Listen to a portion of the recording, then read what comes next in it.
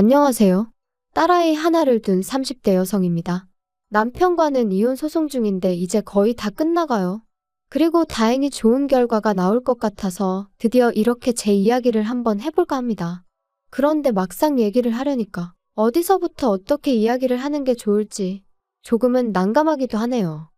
남편하고는 집안어른의 소개로 만났습니다. 가까운 집안어른은 아니셨는데 지금으로부터 몇 년 전 사촌언니가 결혼하던 날 부모님하고 같이 하객으로 참석한 적이 있어요. 그리고 그때 한동안 안부조차 모르고 지냈던 먼 친척 어른들 몇 분을 뵙게 되었죠. 그리고 그중 한 분이 저더러 참하게 생겼다며 몇 번이나 저를 칭찬하셨고 제가 어린 나이도 아니었는데 맛있는 거라도 사 먹으라며 제 손에 5만 원짜리 한 장을 쥐어주시더라고요. 제가 당황해서 괜찮다며 거절하려고 했는데 어른이 예뻐서 주는 용돈이니 받으라셨고 마침 또 결혼식장이다 보니 다들 분위기가 좋았거든요. 그래서 얼떨결에 그렇게 5만 원을 받고 인사를 드리고 그랬어요. 그런데 그 일이 있고 며칠 뒤 그 어른께서 저희 아버지한테 전화를 하셔서는 제가 시집은 갔는지 만나는 남자는 있는지 그런 것들을 물어보시더랍니다. 그리고는 당신이 건너 아는 집에 아주 괜찮은 청년이 있다면서 저랑 한번 만나게 해주고 싶다 그러셨다는 거예요.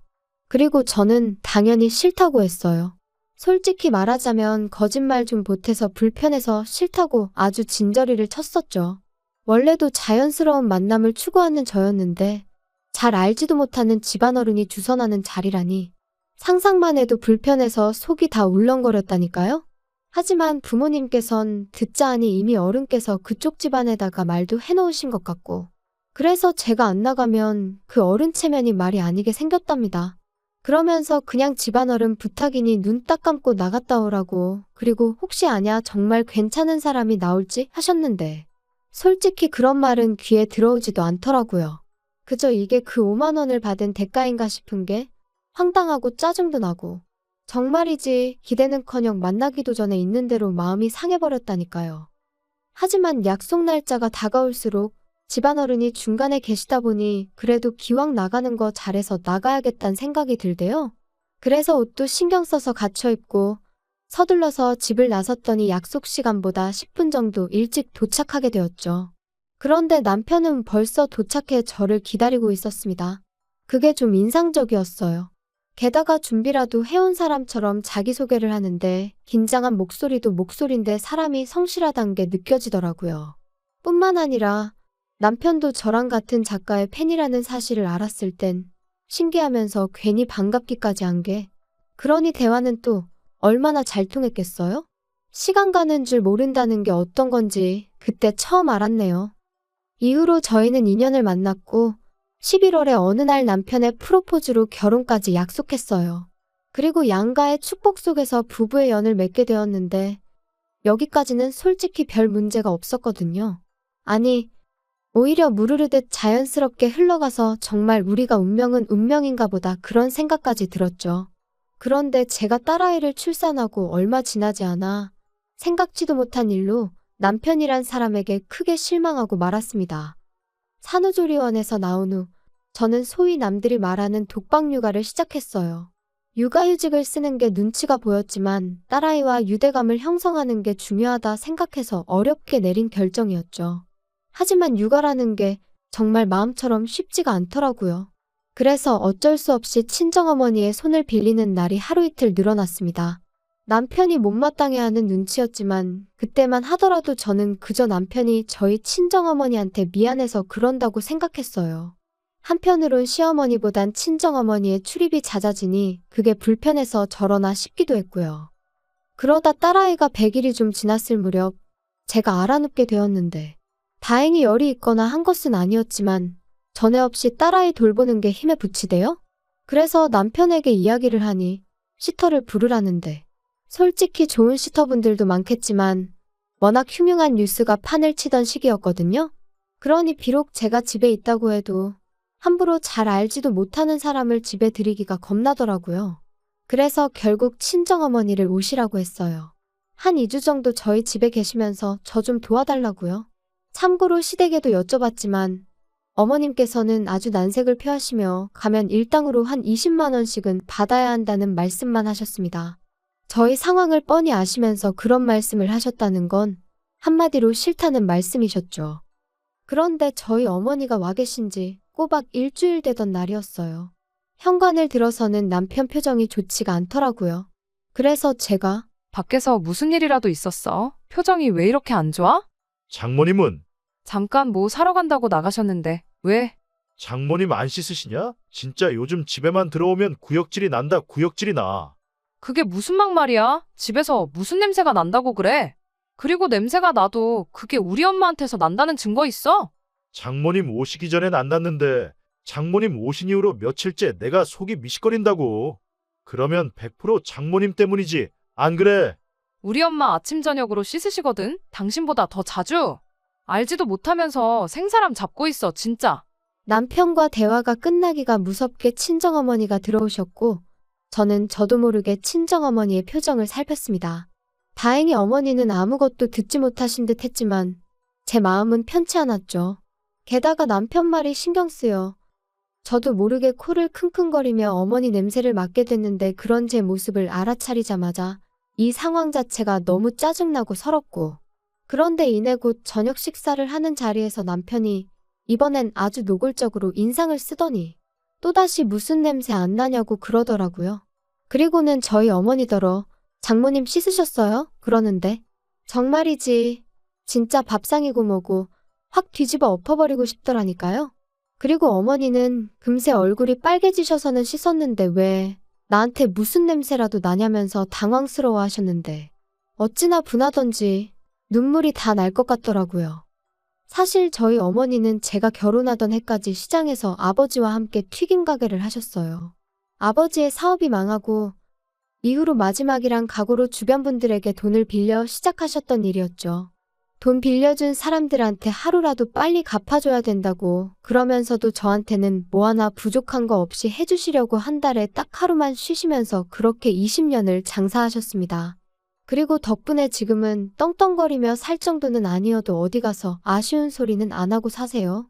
3층짜리 작은 건물이지만 새들어 장사하던 그 건물도 저희 부모님이 사셨거든요. 하지만 저희 어머니는 그 튀김 가게가 우리를 살렸다 하시면서도 기름 냄새라면 아주 진저리를 치십니다. 그래서 지금도 남들 다 좋아하는 치킨도 안 드세요. 그리고 남편도 이런 사연을 다 알고 있어요.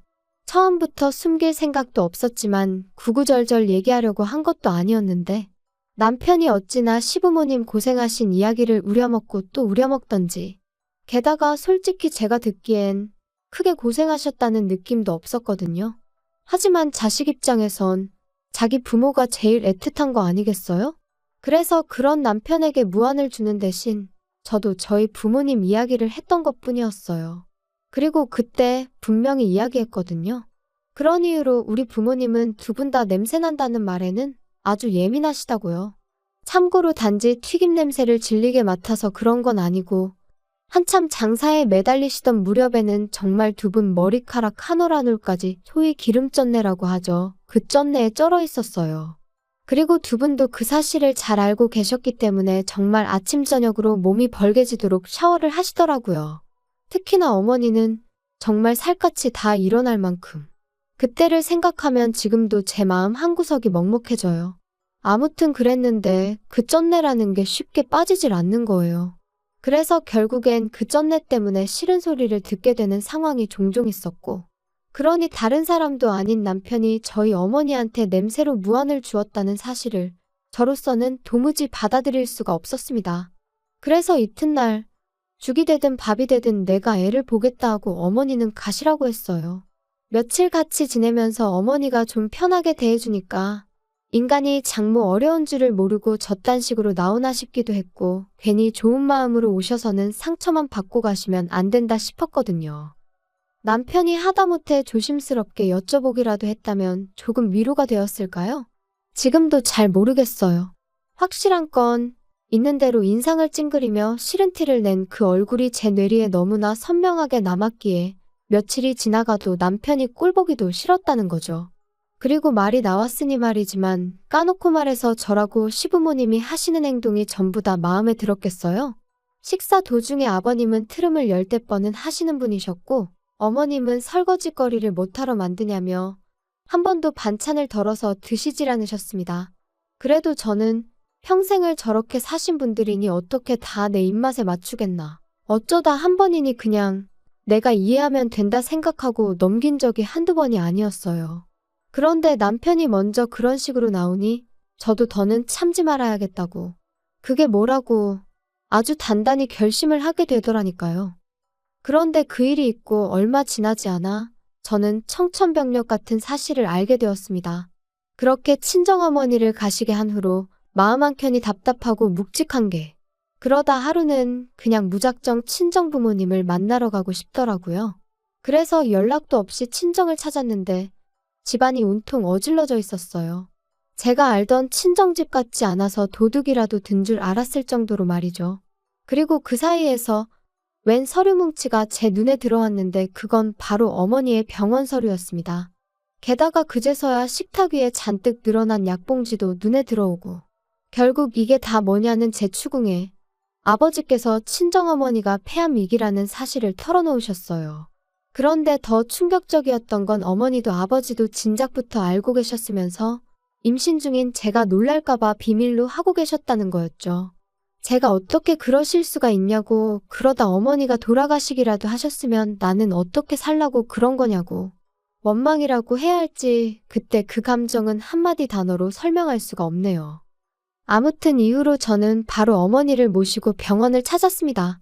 그리고 의사가 말하길 당장이라도 병원에 입원하셔서 치료를 시작하는 게 좋겠다대요. 그런데 어머니께서 아주 완강히 거절을 하셨어요. 평생 장사만 하다가 이제 좀 사람답게 살려는데 병원에 갇혀있고 싶지는 않다고요. 그리고 저도 아버지도 그런 어머니의 고집을 도무지 꺾을 수가 없었죠. 그래서 어쩔 수 없이 일단은 아버지께서 어머니의 병간호를 시작하게 되셨네요. 그런데 나이든 부모님을 두신 분들이라면 다들 아실 거예요. 아버지가 어머니를 챙기는 것과 어머니가 아버지를 챙기는 건 사실 같을 수가 없다는 걸요. 저희 부모님도 그랬습니다. 제가 보기엔 아버지는 아버지대로 최선을 다해서 어머니를 챙기고 계셨지만 평소 깔끔하신 어머니의 야무진 손끝을 따라잡기엔 턱없이 부족하더라고요. 그래서 제가 일주일에 2번 정도 어머님께 딸아이를 맡기고 친정을 찾기 시작했는데 이때도 생각해보면 말도 못해요. 남편은 저더러 결혼을 했으면 친정일은 좀 잊고 살아야 하는 거 아니냐며 언제까지 자기랑 딸은 팽개치고 친정만 그렇게 쫓아다닐 거냐면서 어이가 없었죠. 제가 할 일 없이 친정 부모님이랑 꽃놀이나 다니는 것도 아니었잖아요. 게다가 막말로 남편이 뭘 좀 도와주기라도 했으면 말을 안 해요. 자기는 돈 번다는 이유로 집안일엔 손도 까딱 안 하기 일쑤였으니까요. 근데 이제 제가 친정을 챙기면서 자기 저녁밥을 못 챙기는 일이 종종 생기니까 그게 그렇게 억울했던 건지. 게다가 딸아이를 팽개쳤다니 그것도 어머님한테 하루에 5시간 일주일에 2번 부탁드린 것뿐이었는데 세상에 그런 억지가 어딨냔 말이죠. 말이 나왔으니 말인데 어머님은 어머님대로 자기가 이 나이에 손녀 보느라 이게 무슨 생고생이냐며 그럴 거면 너는 육아휴직인지 뭔지 그건 왜 했냐. 얼마나 싫은 소리를 해대셨는지 몰라요. 아무리 그래도 사돈이 아프다는데 까놓고 말해서 과일 바구니 하나라도 보내실 생각은 안 하시고 그저 당신 불편한 것만 투덜투덜. 가뜩이나 남편도 꼴보기가 싫은데 어머님까지 왜 이러시나. 시간이 갈수록 그나마 남아있던 고마운 마음은 온데간데 없어지고 그저 얄밉다는 생각만 들었던 게 솔직한 제 심정이에요. 그런데 안 좋은 일은 왜 그렇게 연달아 터지는지. 그런 생활이 반년쯤 이어지던 무렵 저희 아버지께서 큰 사고를 당하셨습니다. 친정어머니가 원래부터 먼지에 좀 예민하셔서 그날도 친정아버지께선 그런 어머니를 위해 이불을 베란다에서 터시다가 그만 아래로 추락을 하셨거든요. 불행 중 다행이라고 해야 하나. 아파트가 2층이었고 아래층은 최근에 새로 흙을 깔아서 비교적 덜 단단했기에 망정이지. 아무튼 그렇다고 해도 아버지는 왼쪽 발목이 골절되셨고 꼬리뼈에도 금이 갔습니다.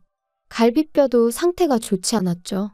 그래서 꼼짝없이 병원 신세를 지게 되셨어요. 상황이 상황이었던 만큼 친정어머니가 저희 집에 오시는 건 제 상식으론 너무나 당연한 일이었어요.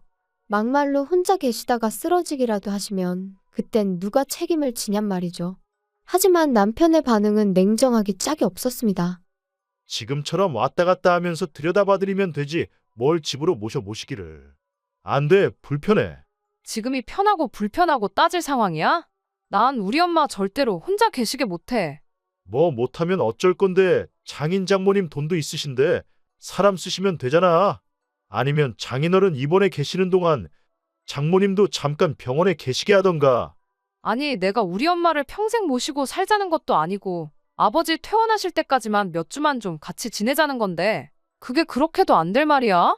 이 집이 너 혼자 산 집이야. 내 돈도 반 들어갔으니까 나도 내 의견을 말하는 것뿐이야. 그리고 솔직히 너 지금 육아휴직 중이라 내가 외벌이하는 거나 마찬가지잖아. 그러면 내 입장도 배려를 해줘야지. 거기다 내가 말은 안 하려고 했는데. 생각해보니까 장모님 아파서 냄새 나시는 거 아니야? 아프시단 핑계로 안 씻고 그러셨던 거 아니냐고. 역시 내 코가 개코라니까. 아무리 생각해도 안 되겠다. 나 장모님 냄새 못 견디겠거든? 생각만 해도 또 울렁거린다. 당신 진짜 말 그따위로밖에 못해. 그럼 뭐 시부모님한테는 꽃향기라도 나는 줄 아나 봐. 그리고 외벌이가 어쩌고 저쩌고. 야, 어디 가서 그런 소리 할 것도 없어. 그 돈 뭐 나 용돈 쓰라고 벌어다 주니? 나 육아휴직 시작하고서 티셔츠 한 장 사 입은 거 없거든? 아이고 대단하십니다. 그럼 네가 매일같이 먹는 밥 반찬 생수는 어디 땅 파서 나왔냐? 남편과 말 같지도 않은 소리를 하며 다투는 제 자신을 보니 말 그대로 현타가 오더라고요. 그리고 이건 아니다. 이렇게 사는 건 아니다라는 생각이 딱 들었죠. 그래서 남편에게 마지막으로 한 번만 더 묻겠다 했습니다. 우리 어머니 모시고 단 몇 달만이라도 살겠냐? 아니면 나랑 지금 이혼하겠냐? 그러니까 남편 하는 말이 이것 봐, 이것 봐. 너 내가 몇 번이나 말했지. 너가 신경 쓸 가정은 나랑 우리 희연이가 있는 여기라고. 근데 지금 뭐 나더러 장모님을 모시던지 아니면 이혼을 하던지 선택을 하라고? 너 제정신이냐? 그래, 당신 말대로 내가 우선순위를 착각하고 있는 건지도 모르지. 하지만 나는 내 부모까지 나 몰라라 라는 배우자를 존경하며 평생 한 이불 덮고 살 자신이 없거든. 이러다 막말로 우리 엄마나 아빠 잘못되기라도 하면 난 네가 악마로 보일 것 같은데 그때 가서 이혼하면 너무 늦잖아? 어이가 없다. 진짜. 그래 뭐 이혼하고 싶으면 이혼해. 그런데 희연이는 네가 못 데려가. 내가 키울 거야. 그거야 법대로 하자고. 장인장모 병간호도 못하게 해서 이혼한다는데 그런 철면피한테 과연 딸을 키우게 해줄지는 모르겠네. 좋은 변호사로 한번 잘 알아봐. 그리고 그날부로 저는 제 짐을 챙겨서 집을 나왔습니다. 술에 진탕 취해 남편이 잠든 사이를 틈타 아이도 데리고 나왔죠. 사실 남편이야 딸아이를 정말이지 눈에 넣어도 아프지 않을 정도로 예뻐한 건 사실이지만 시부모님은 아들이 아니라는 이유로 늘 시큰둥한 반응이셨어요. 그리고 남편은 어쨌든 혼자서는 아이를 돌볼 상황이 못 되었는데 그렇다고 시부모님이 봐주실 리도 없었으니 애를 내놓으라 할 리는 없겠다 싶었거든요. 그리고 이혼을 하겠다고 딱 마음을 먹고 나니 그때부턴 제가 아이한테 하는 행동 하나 말 한마디가 전부 다 양육권 결정에 영향을 끼칠 것 같다는 제가 법을 알고 그런 건 아니었지만 아무튼 나름대로 만반의 대비를 해야겠다 그런 생각도 들었고요. 그리고 이후로 무려 1년 3개월에 걸쳐 지독한 이혼 소송을 이어갔습니다. 그때 서름과 고됨을 이야기하자면 아마 석 달하고도 열흘을 밤을 새도 부족할 거예요. 하지만 결론부터 이야기하자면 친정아버지는 약간의 후유증이 남긴 했지만 혼자 일상생활이 가능할 만큼 건강을 회복하셨어요. 그리고 더 놀라운 건 바로 저희 친정어머니의 상황이었습니다. 정말이지 지푸라기라도 잡는 심정으로 여기저기 자문을 구해서 어머니 건강에 좋다는 음식만 정성을 다해 드시게 했고 귀찮아하시는 어머니를 모시고 산으로 들러 좋은 공기를 쐬기 위해 열심히 돌아다녔습니다.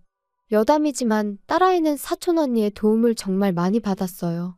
언니도 저랑 비슷한 시기에 아이를 낳았기에 언니가 쌍둥이 키운다 생각하겠다며 힘을 보태주었죠. 피는 물보다 진하다더니 영원한 사랑을 약속한 남편보다도 결국은 피부치인 언니가 100배 1000배는 의지가 되더라니까요. 아, 그리고 언니가 저한테 왜 이렇게 잘해준 거냐 혹시 궁금해하실까봐. 일단 언니가 워낙 좋은 사람인 것도 있지만 언니가 시집갈 때 이모네 사정이 안 좋았거든요. 그러니까 저희 아버지가 언니 결혼 비용을 대주셨어요. 우리도 힘들 때 이모네 도움을 많이 받지 않았냐 하시면서요. 그래서 제 짐작이지만 언니가 선뜻 도와주겠다고 손을 내밀어 준 게 아니었을까. 고마울 뿐이죠. 아무튼 말하다 보니까 또 생각나네요. 정작 저 시집 갈 땐 남편이 남자 자존심이 어떻고 해가며 하도 우겨대서 결혼 비용을 기어이 반반 부담을 했어요. 그리고 그땐 그게 나름대로 남자답고 좋아 보이기까지 했거든요. 물론 살아보니까 쓸데없는 똥자존심으로 똘똘 뭉친 인간이었을 뿐이었지만 아무튼 그래도 이렇게 이혼하고 나니까 그때 반반하길 다행이지. 아까워서 혼날 뻔했네. 그런 생각이 다 들대요. 아무튼 그렇게 저랑 남편은 이혼을 했고 당연히 양육권은 저에게 왔어요. 그리고 사실 위자료는 별로 기대도 없었는데 크진 않았지만 800만 원을 받게 되었습니다. 그리고 양육비도 일단 매달 60만 원에 5년마다 한 번씩 다시 정하는 걸로 얘기가 되었죠. 그런데 제가 이런 거 저런 거 다 합쳐서 지금 사는 집을 그냥 그대로 나한테 넘기라 했어요. 꿈에도 보기 싫은 인간, 애 핑계로 또 봐야 되는 것도 싫고 이래저래 두 번 다시 얽히기 싫었거든요. 그리고 남편도 기껏 한다는 소리가 양육비니 뭐니 그런 거 있으면 어떤 여자가 자기랑 재혼을 하겠냐며? 좋다대요? 딸이라면 사족을 못 쓰는 인간이다. 그거 하나는 참 그래도 좋은 아빠다 싶었는데 양육비 얘기하면서 재혼 타령하는 거 보니까 그럼 그렇지 결국 이것밖에 안 되는 인간이었어. 그 생각만 들더라고요. 한편 저희 이혼 소식은 저희를 만나게 해주셨던 그 집안어른 귀에도 들어갔던 모양이에요. 그리고 솔직히 사과를 받아야겠다거나 그런 생각은 없었지만 아니나 다를까 감감무 소식? 말 한마디 들려온 게 없습니다. 참고로 저희 결혼할 땐 그래도 저희 두 사람 사이에 다리 놔주셨다고 100만 원 받아가셨는데 말이죠. 솔직히 좀 착잡했는데 이렇게 또 인생을 배운 셈 치려고요. 친정어머니의 암이 완치가 된 것은 아니니 솔직히 지금도 완전히 평화를 찾았다 그렇게 말은 못하겠어요. 하지만 적어도 하나 도움 안 되는 돌멩이 같은 남편을 제 인생에서 걷어내고 나니 속은 후련합니다. 당분간은 친정부모님의 건강과 제 아이의 행복만을 인생의 과제로 삼고 그렇게 살아볼까 해요. 어쩌면 이것이야말로 영원한 사랑은 아닐까요? 들어주셔서 감사합니다.